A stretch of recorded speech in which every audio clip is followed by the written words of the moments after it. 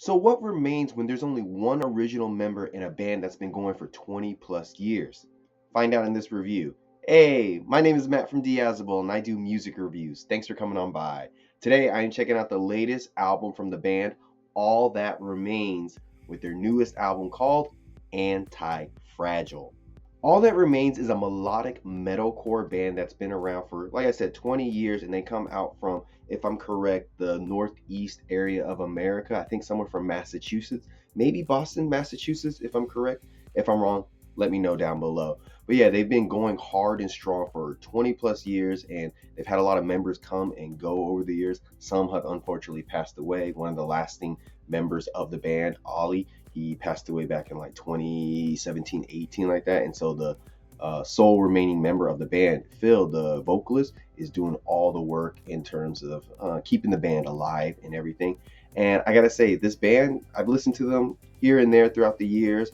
The album The Fall of Idols I liked back in the day when I was really getting into metal and exploring like bands like Killswitch Engage, because they kind of go hand in hand, these two bands.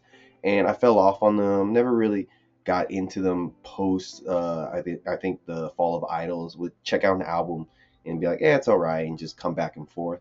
And with this music channel, I want to explore more deeply the band and just stuff that I listened before, but kind of flesh it out a little bit more. And I gotta say, for a band that's been going for over 2 decades, they're still keeping things kind of fresh with this album. This latest album from them is definitely quite heavy, and I'm really surprised by that. It has a very crushing, heavy feel to it when it does some heavy metal parts, while also still being very melodic like their old stuff. So I think they found a really good balance of, catering to new fans while also, staying true to their roots. Songs like Cut Their Tongues Out hit with like a deathcore intensity with the massive bass playing, the pissed off vocals, and the Slipknot-esque drumming here. While tracks like Divine and Blood and Stone will cater to longtime listeners in terms of like the soaring melodies and the very nostalgic metalcore feels of the early 2000s. Now I'm going to play a clip of Cut Their Tongues Out so you can get a sense of that heaviness that they're bringing on this new record.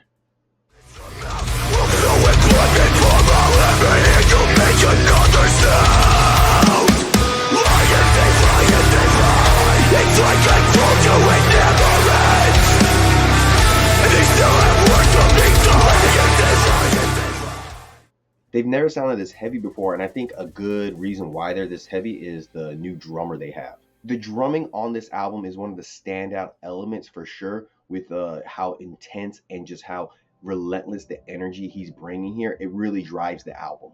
And what's also helping is the production on this album. It sounds really crisp and clear, so it makes everything sound really sharp and just cut like a razor. Particularly on the song Poison It, the drumming here is really on point because it's good drumming and good clean production. Here's a short clip of Poison It so you can get a sense of that clarity they have on this album.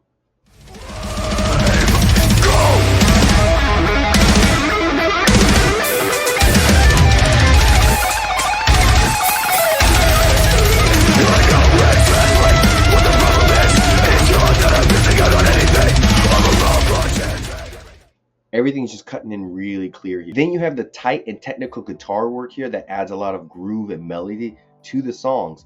Although there are some moments on this album where they fall into some generic metal core tropes in terms of the guitar playing. Kerosene opens up the album with some really dense and heavy guitar riffs that are quite chaotic, while also having some really clear and catchy vocals. While the song No Tomorrow balances out like really controlled instrumentation with some really powerful vocals. So here's a clip of No Tomorrow for you. I see the devil in your eyes.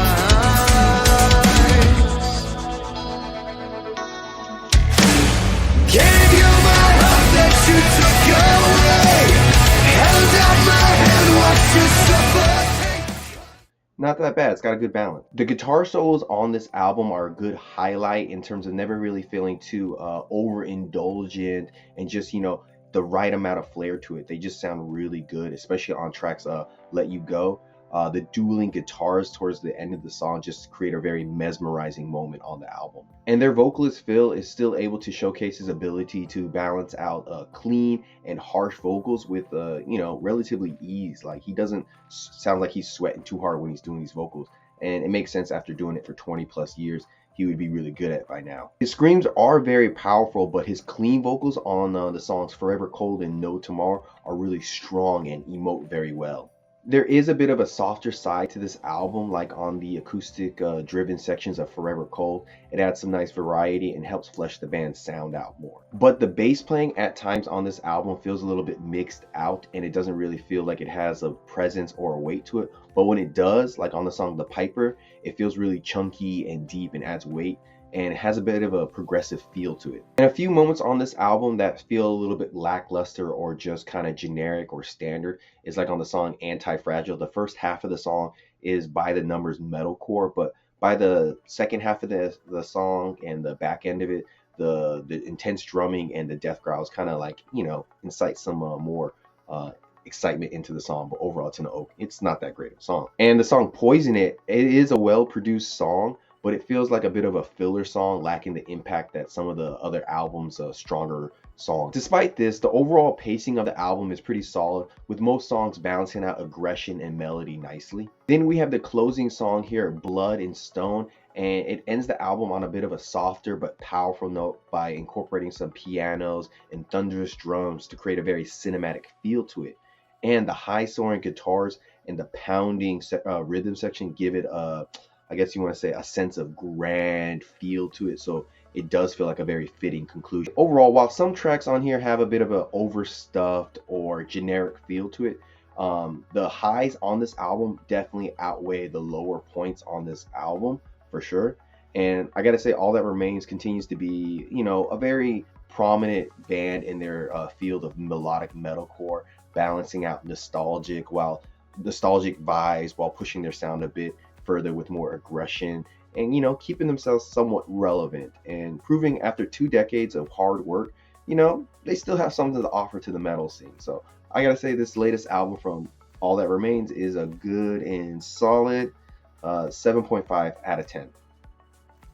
They doing all right. So links down below, check them out, like, subscribe, comment, it really helps. I appreciate it, guys. Anyone who watches, everyone, thank you so much. And till next time, guys, see you in the future. Been thinking good things about you. Cool and warm, good things about you.